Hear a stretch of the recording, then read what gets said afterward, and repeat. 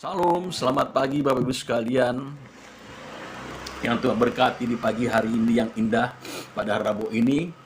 Baiklah, sebelum kita masuk dalam pokok-pokok doa di pagi hari ini, hari Rabu, pada tanggal 4 Desember, di mana kita memasuki bulan-bulan perayaan Natal, mari kita baca firman Tuhan terambil dari kitab Yeremia 29 ayat 11 dan yang 12.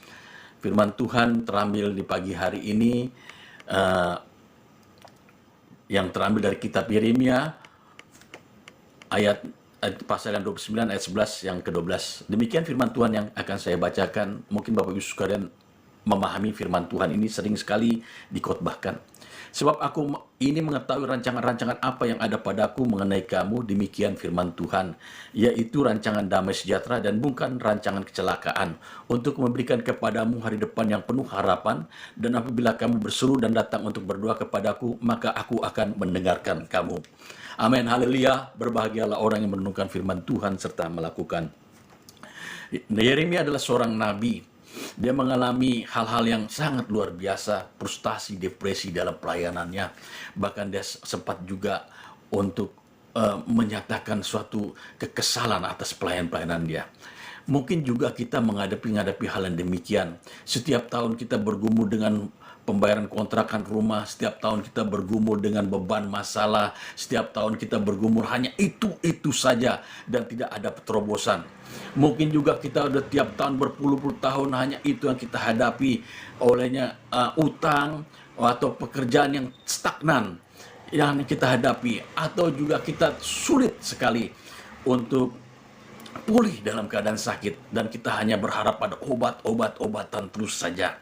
Bapak Ibu sekalian, beginilah dikatakan oleh Yeremia 29:11. Sebab aku ini mengetahui rancangan-rancangan apa yang padaku mengenai kamu, demikian firman Tuhan, yaitu rancangan damai sejahtera dan bukan rancangan kecelakaan, untuk memberikan kepadamu hari depan yang penuh dan harapan. Dan apabila kamu berseru dan datang berdoa kepadaku, maka aku akan mendengarkan kamu.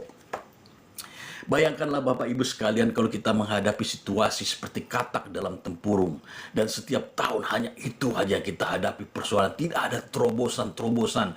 Tidak ada satu hal yang dapat kita mendapat solusi.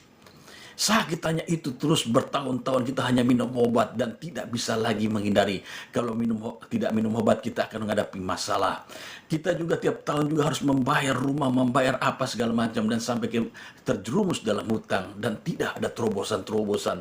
Seolah-olah tidak dibantu Tuhan dan Tuhan tidak mengulurkan tangan dan tidak Tuhan membukakan jalan.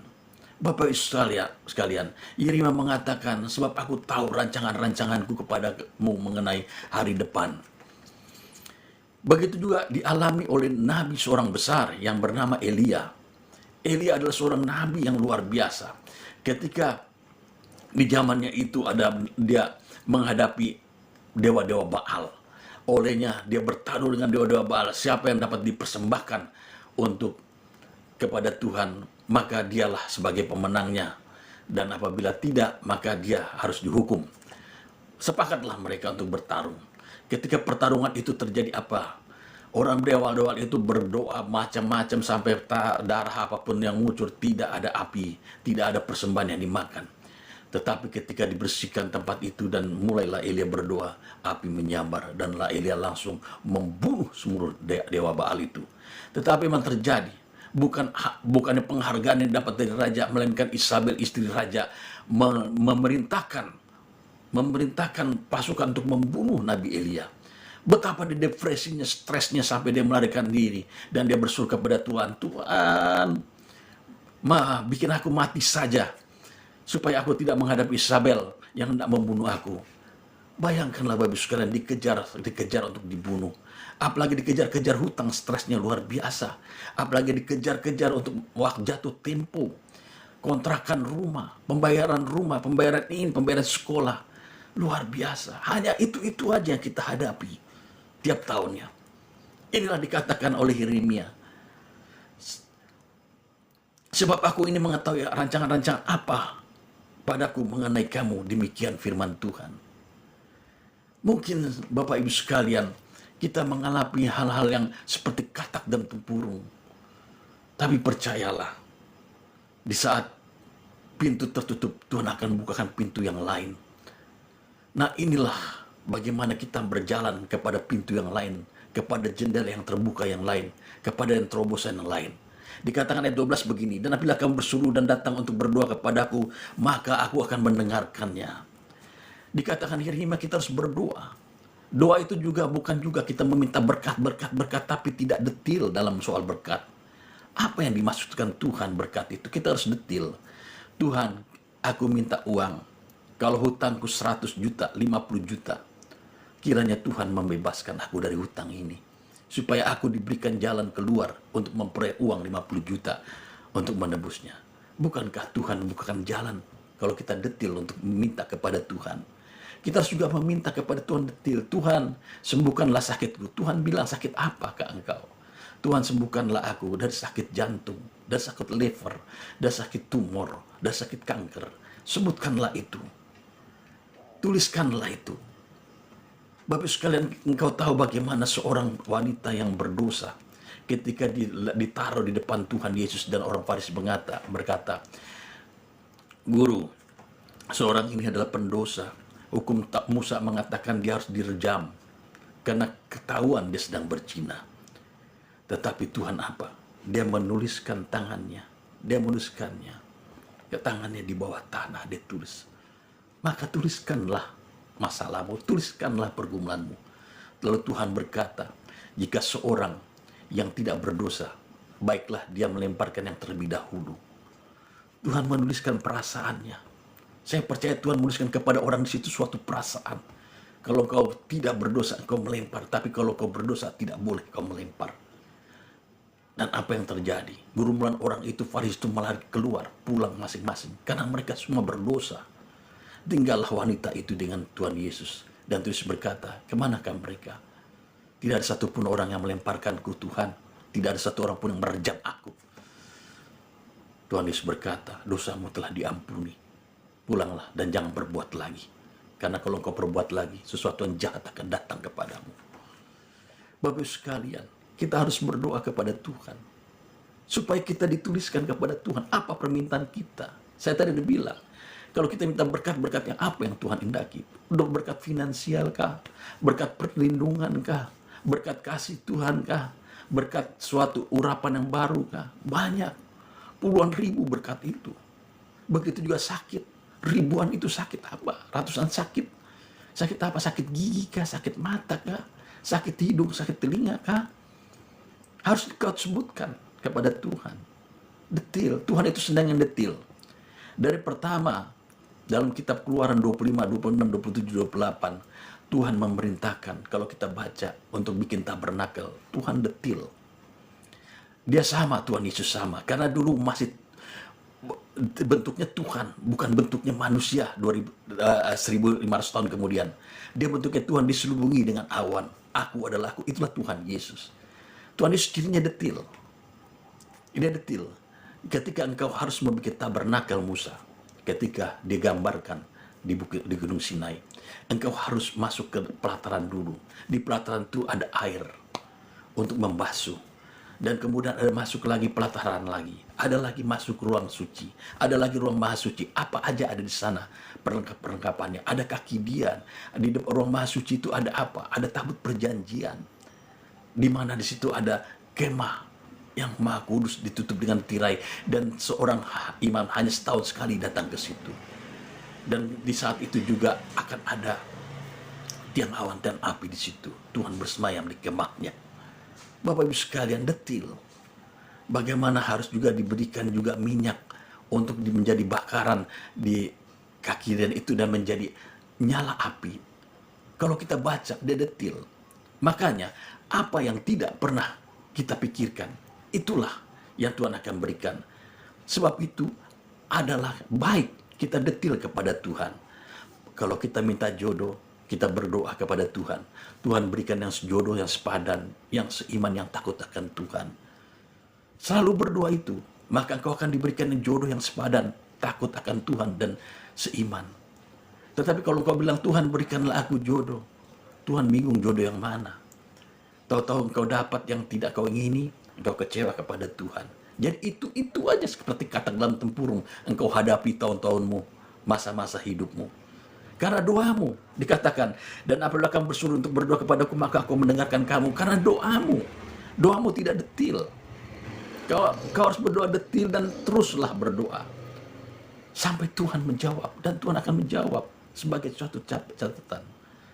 Kalau engkau berdoa, Tuhan, bayarlah hutang-hutangku. Sudah terkejar aku hutang sampai 50 juta. Tuhan, teruslah berdoa, berseru kepada Tuhan. Tuhan dengar. Dia akan berikan terobosan, dia berikan jalan keluar. Daripada kau diam diri, merenungkan perasaanmu, aduh, pasrah dengan keadaanmu, engkau seperti katak dalam tempurung, tidak ada jalan solusi keluar, maka lebih baik engkau merendahkan diri, berserah kepada Tuhan dan berseru kepada Tuhan. Dan ada janjinya engkau harus klaim. Mintalah akan diberi, ketuklah pintu akan dibukakan, carilah akan mendapatkan. Bapak manakah seorang bapak yang anaknya minta roti diberinya batu, atau dimintanya ikan diberinya ular? Engkau yang jahat tahu pemberianmu kepada yang baik kepada anak-anakmu. Apalagi Bapakmu yang di surga. Dia akan memberi yang baik kepadamu. Sebab Bapa itu baik.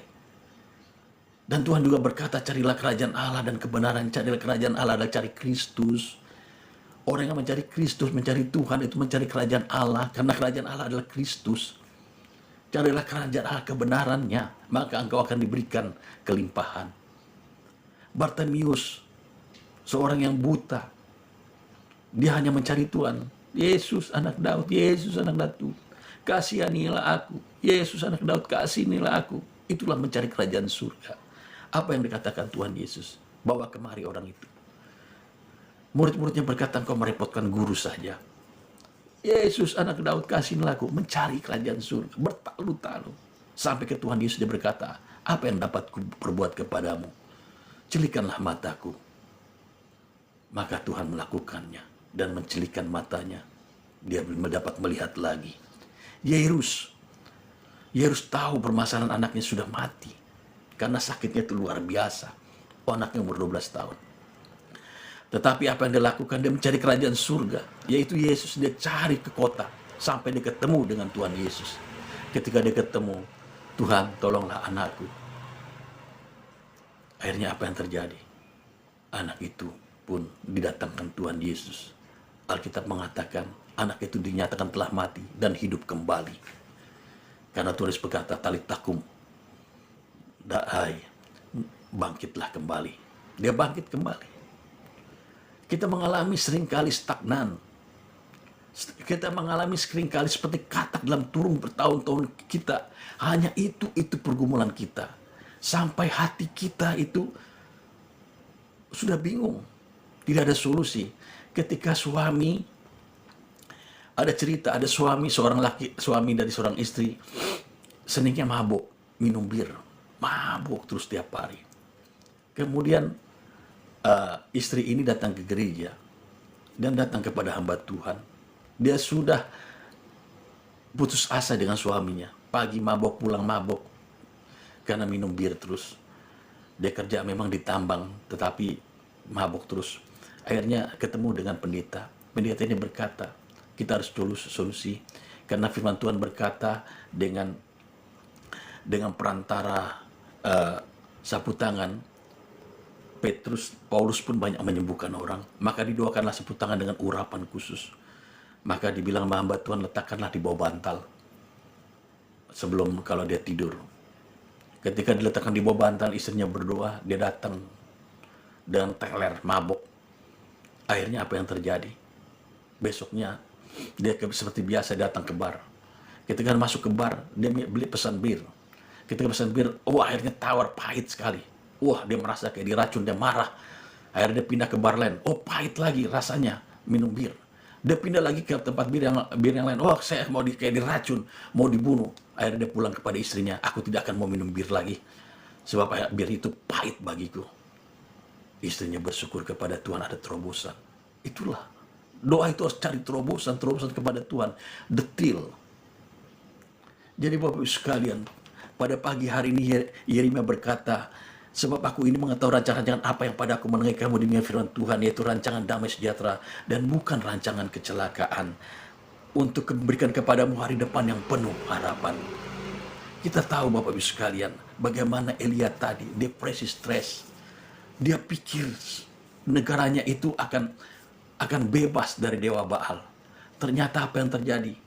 Istri seorang raja Isabel mencari dia untuk dibunuhnya dia. Dia depresi sampai mengatakan kepada Tuhan, Tuhan aku tidak mau melayani lagi, aku mendingan mati saja. Tapi Tuhan menguatkan iman dia. Yeremia juga mengalami itu. Dia melayani, dia sampai ragu apa yang dikerjakannya. Tapi Tuhan menguatkan dia ketika berdoa.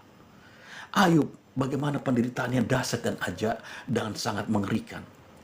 Dia harus hancur, luluh lantah. Rumahnya, hartanya dirampok, anaknya dibunuh.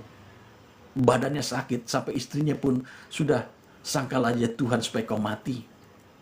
Tetapi Ayub dalam segala sesuatunya tidak berdosa di hadapan Tuhan. Dia berseru kepada Tuhan dan dia doa kepada Tuhan. Dan apa yang terjadi? Ketika dia doa kepada Tuhan, semua dipulihkan keadaannya. Sampai umur dia 140 tahun. 4 keturunan dia lihat cucu-cucunya. Mantunya, bahkan keturunannya yang harta kekayaan yang melimpah dan kaya. Doa itu adalah kekuatan kita. Doa itu adalah suatu mukjizat yang luar biasa yang diberikan Tuhan kepada kita. Doa itu juga tidak sembarangan. Doa itu jangan kau berimajinasi seolah-olah kau ada di sini sana. Fokuslah pada kerajaan surga. Karena Tuhan Yesus berkata, carilah kerajaan surga dan kebenarannya. Carilah dia, cari Yesus. Berdoa hatimu pada Yesus, perasaanmu pada Yesus, pikiran pada Kristus. Paulus mengatakan, kami memiliki pikiran Kristus. Kau sudah memiliki pikiran Kristus, engkau kuat dalam menghadapi segala hal di dunia ini. Karena dunia ini membenci engkau. Karena engkau milik kerajaan surga. Engkau milik imamat kerajaan di bangsa yang kudus, milik kepunyaan Allah. Sebab itu Bapak Ibu sekalian, janganlah kita seperti katak dalam tempurung. Tahun-tahun kita, masa-masa kita, selalu itu saja yang kita hadapi. Tahun depan adalah tahun berkat Tuhan, tahun rahmat Tuhan, tahun kasih setia Tuhan yang baru. Buatkanlah hatimu yang baru, pikiran yang baru, perasaan yang baru. Renungkanlah kasih setia Tuhan, mintalah selalu yang baru. Karena firman Tuhan berkata, kasih setia Tuhan baru setiap pagi, dan sebaru rahmatnya. Kita akan menghadapi tutup tahun. Renungkanlah apa yang terjadi setahun ini. Apakah pergumulanmu, apa itu saja kau menghadapi sakit terus, tidak bisa kau kemana-mana. Putuskanlah hari ini bahwa Allah itu luar biasa. Allah akan menginjak-injak musuh kita. 2000 tahun yang lalu telah lunas dibayarnya dengan darah yang tertumpah di Bukit Golgota. Maka oleh bilur-bilur Yesus aku sakitku sembuh. Aku juga mohon diampuni segala dosaku. Ketika aku menerima Yesus sebagai Tuhan, sebagai Juru Selamat, teruslah detilah minta kepada Tuhan. Aku akan melepaskan segala hutang-hutangku tahun ini. Hutang-hutang keuangan finansial. Aku akan melepaskan segala bebanku. Dan aku akan menjadi berkat. Dan bukan lagi berhutang, melainkan menjadi memberikan berkat bagi orang.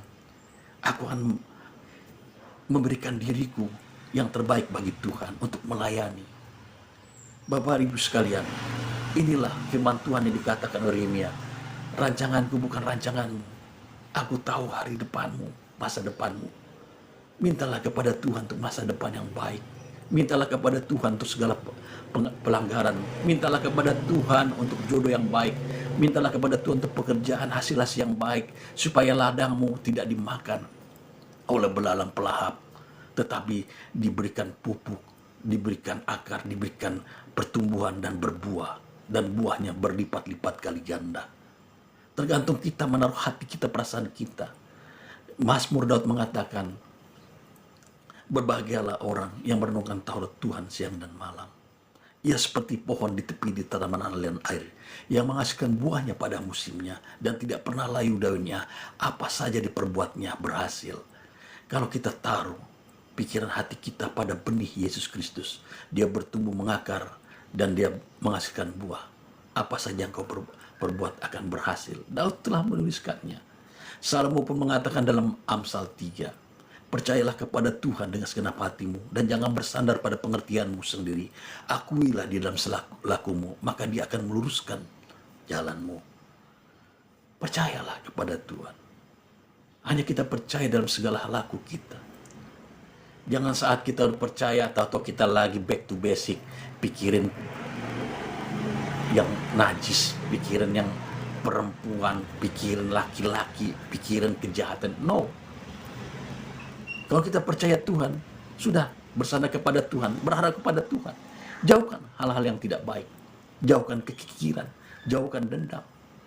Alurkanlah aliran kasih dari Tuhan dengan membaca firman-Nya setiap hari, merenungkannya. Aliran itu akan menyegarkan jiwamu. Tuhan akan membawa pada hatimu yang tenang. Tuhan akan bawa padamu damai sejahtera. Tuhan akan bawamu akan sukacita. Tuhan akan bawamu kepada langkah-langkah ke jalan kebenaran. Sebab itu Paulus mengatakan, apa yang lalu kuanggap sampah sekarang, dan aku akan berlari-lari ke depan untuk mendapat mahkota kehidupan. Bapak sekalian, berbahagialah orang yang demikian. Bukan saja kita masuk surga, bukan saja dicatat kitab kehidupan, tapi kita harus berlari juga dapat mahkota kehidupan, supaya kita dapat sesuatu yang surprise dari Tuhan. Jadi ada sesuatu juga semangat, motivasi dalam kehidupan ini. Demikianlah firman Tuhan pada pagi hari ini, supaya kita jangan terus-terusan sedih setiap tahun menghadapi persoalan-persoalan itu saja, pekerjaan-pekerjaan itu saja, persoalan pergumulan itu saja, sakit-sakit itu saja. Tetapi tahun depan ada tahun rahmat Tuhan. Dia akan memberikan kasih karunia yang baru, rahmat baru, anugerah yang baru. Seperti ini memang katakan, aku tahu rancangan-rancangan apa yang padaku mengenai kamu, yaitu rancangan damai sejahtera untuk hari depanmu yang baik. Sebab itu berserulah, berdoalah kepada Tuhan. Ingat ayat 12-nya. Engkau harus berseru kepada Tuhan dalam doa. Amin. Mari Bapak Ibu sekalian, kita akan masuk dalam doa. Kita angkat pujian terlebih dahulu.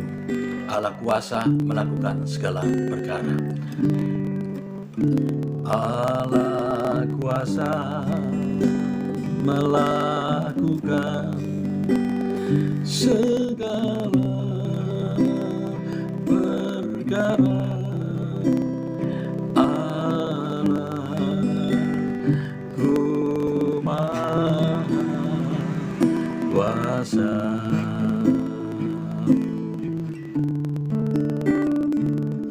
Dia ciptakan seisi dunia, atur segala masa.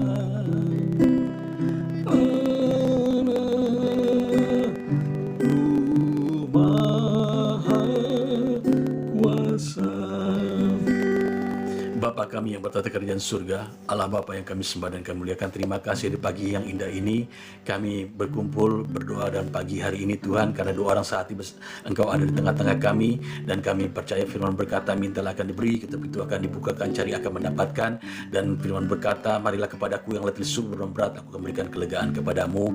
Terima kasih Bapa untuk firman pagi ini, bahwa kitab Yeremia, aku tahu mengenai kamu, rancangan-rancangan apa yang bagiku bagi kamu, dan yaitu rancangan damai sejahtera untuk hari depan yang baik. Dan sebab itu kami harus berdoa kepadamu Bapa dalam surga, biarlah pagi hari ini kami bawa segala beban pergumulan kami ke dalam kaki-Mu Tuhan, supaya Engkau akan bukakan jalan kelepasan, kelegaan. Kalaupun ada kami sakit, sembuhkanlah kami Tuhan demi nama Yesus Kristus. Dan kami percaya oleh Biloris kami disembuhkan, terlebih mereka yang baru menerima Yesus Tuhan sebagai juru selamat. Bapa, mari Kau berkati Tuhan, sucikanlah dia, supaya firman digenapi bahwa dosamu merah seperti kemerjakan putih seperti salju, kotorkah seperti kain kusembahkan putih 10 domba. Bapa dalam surga, kami juga berdoa untuk persiapan Natal gereja-gereja seluruh Indonesia ini.